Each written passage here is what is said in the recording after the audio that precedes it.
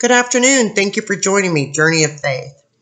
The last video I did, I had told you I put a couple of links about stories that pertain to the red heifer and the prophetic nature to Israel and that connection. Now, I really felt that this was a little bit more important than to just give you a link. I wanted to talk just a little bit about that. Now, this here is out of Numbers 19, 1 through 2. The Lord said to Moses and Aaron, "This is a requirement of the law that the Lord has commanded. Tell the Israelites to bring you a red heifer without defect or blemish, and that has never been under a yoke. This will be a lasting ordinance, both for the Israelites and for the aliens living among them." Now, this red heifer is very important to the Israelites. For over 2,000 years, they've looked for one. They cannot build this third temple without this pure red heifer. Now, here it tells, I'm not going to read this whole story, but it's pretty lengthy. Like I say, I will attach this in the description box.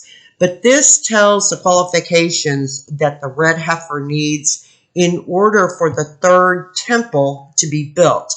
In order for a cow to qualify as a red heifer for this holy purpose of purification, it must meet the following requirements as outlined in Numbers 19, and also in the writings of the oral tradition. The red heifer must be absolutely perfect in redness.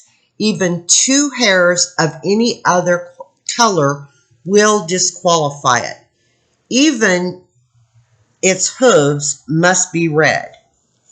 It was to be 3 or 4 years old, although older animals could be used. Younger animals cannot be used. So if the cow is younger than 3 years old, it can't be used. It must be free of any kind of internal or external defect or blemish.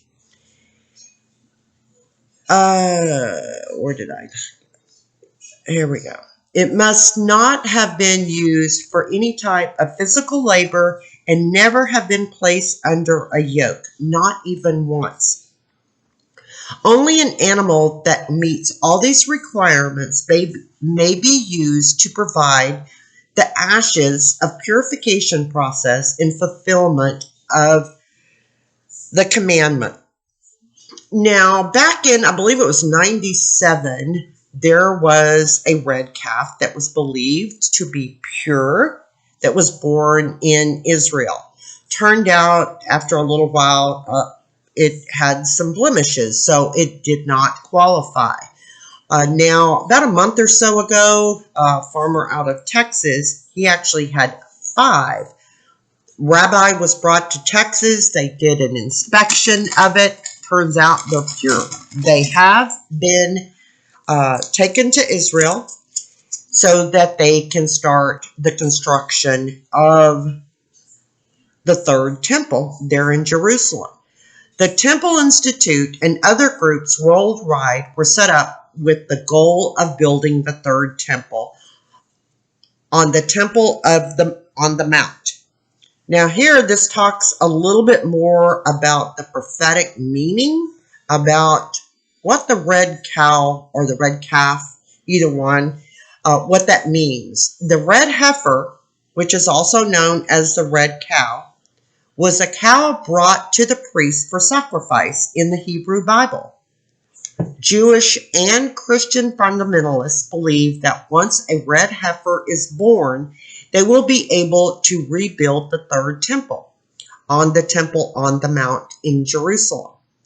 But in order to do this, they would have to demolish what stands on the hill today, the Dome of the Rock, an Islamic holy temple. In mainstream Orthodox Judaism, once the temple is rebuilt, the world will welcome the coming of the Jewish Messiah. Humanity will then face the last judgment. Everyone who was moral and believed in God will have the privilege of having their name written in the book of life. Everyone whose name isn't there will be cast into the lake of fire. Now that is out of Revelations 21:8. Now, some theologians say the building of the third temple is linked to Judgment Day, or the end of times. This apocalyptic event will bring what Christians call the rapture, where all Christian believers, that is, living and dead, will rise into the sky and join Christ. The fate of non-believers isn't quite so promising. For them, the rapture means everlasting punishment of their souls in hell. Now that is pretty prophetic with all that's going on right now. And after 2,000 years, now they've come up with 5. There is also another story here, and I'm not going to read it because I would butcher this Israel rabbi's name, and I know I would, so I'm not going to even attempt, but I will put this link in the description box. It says here, Israeli rabbi says he already is holding meetings with the Messiah. Now that's quite interesting. Well, hopefully you got a little bit out of that. And, oh, by the way, I did want to let you know, I started up a Telegram page that is Journey of Faith at Down Home Pam.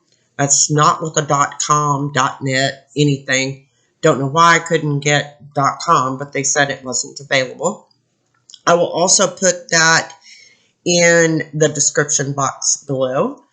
Now, if you have any questions, don't forget to email me. Oh, and don't forget to hit the subscribe button. Have a blessed day, and I'll see you next time. Bye-bye now.